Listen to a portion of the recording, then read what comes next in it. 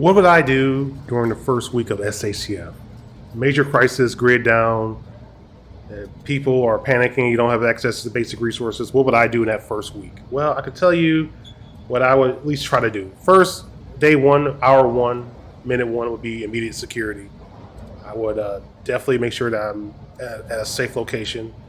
Make sure I have access to basic resources, self-defense tools, gather intel, and make a plan. So if I'm at work and my vehicle isn't working, see if I can hitch a ride. If that's not an option, start walking home. I'm gonna have to abandon resources in my vehicle. I know that, but I already have a contingency for that, and that's something I'm gonna have to do in the first hour or so. But once I get home, that my top priority would be to get home.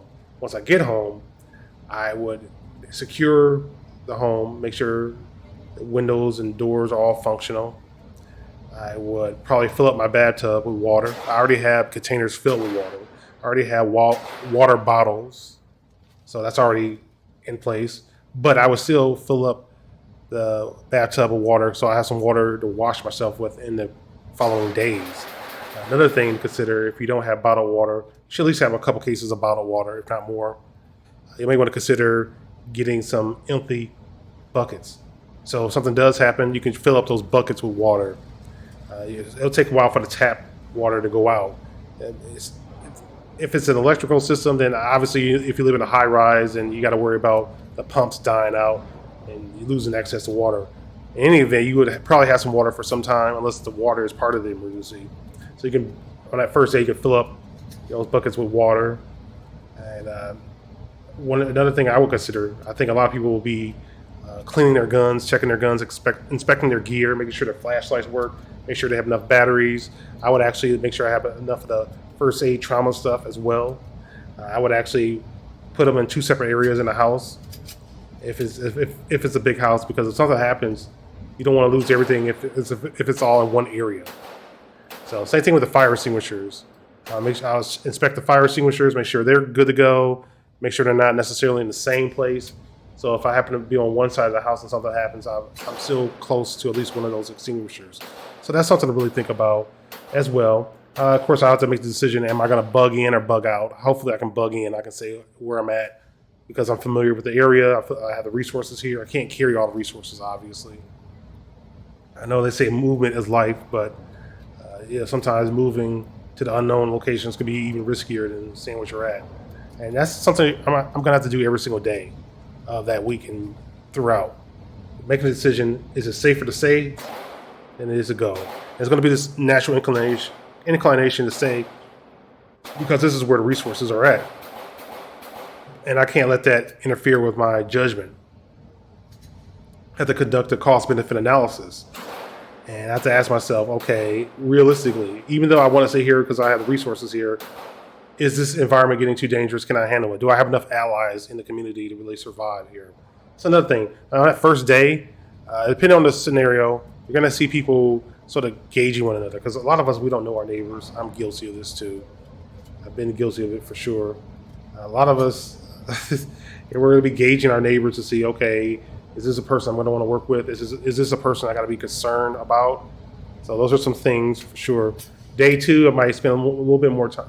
Well, day two, I'm definitely going to spend a lot more time getting information.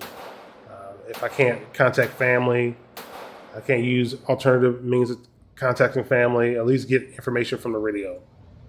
A lot of people on day one, their first day, they're going to be trying to go towards family.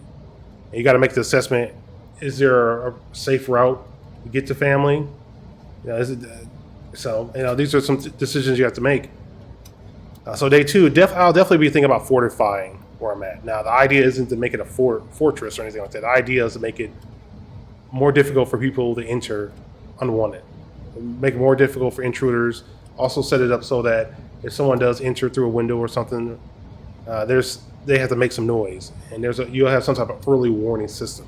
So that's something I would definitely keep in mind as well. That's going to be a high priority throughout that first week. What else will be a priority for me? Obviously, I would want to make sure that my gun magazines are in bags, ready to go. Again, not necessarily all in one place within the home, but load up the mags, make sure everything's in good condition, make sure I identify the guns I know I shoot on a regular basis and I know are good to go. I don't have any guns that I have questions about at this point. If I can't trust its reliability, it doesn't stay around. I don't keep it around.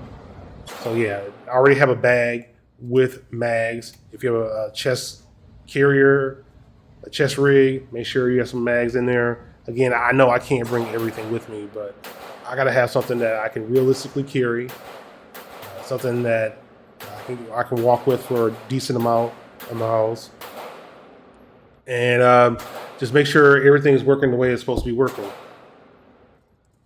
I will warn you guys, fire extinguishers are going to be more valuable than you realize because people underestimate the threat of a fire, whether it be accidental, people using candles in a grid down scenario, or whether it be intentional, somebody throwing a cocktail at a window or something because of riots or whatever, or some type of marauder attack or something.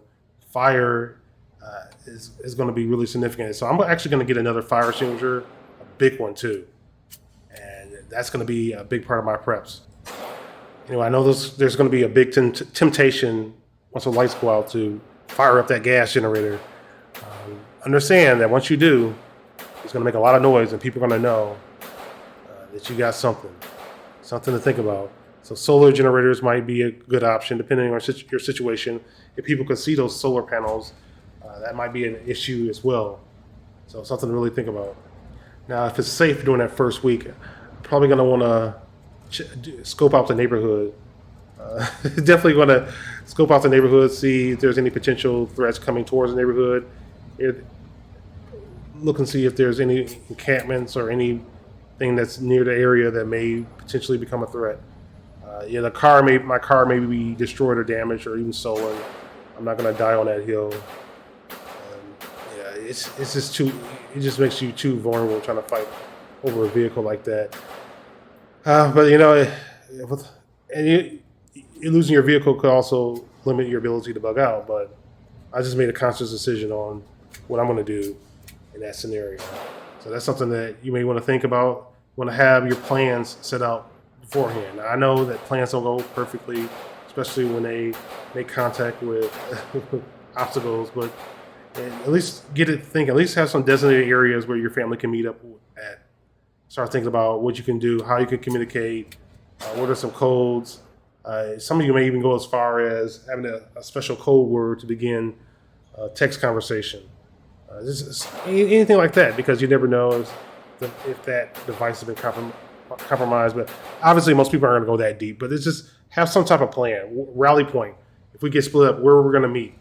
So yeah, those are some of the things I plan on doing during the first week of SHTF.